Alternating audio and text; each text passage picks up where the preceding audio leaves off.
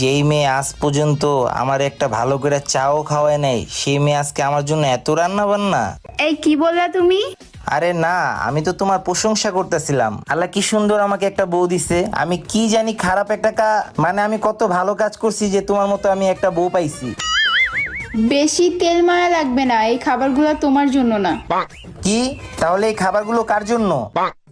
আরে আমার লক্ষ্মী ভাই আসতেছে, তার জন্য আমি নিজে হাতে রান্না করছি। কি? শালা আবার আইতাছে? কি? না, আমি বলতে চাইতেছিলাম যে আমার শালা আসতেছে, এটা তো খুশির সংবাদ। আসুক আসুক, আসতে দাও।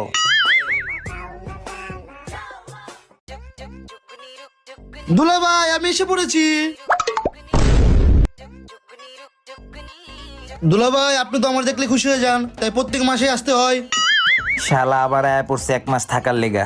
কি দুলা ভাই, কি কইলেন?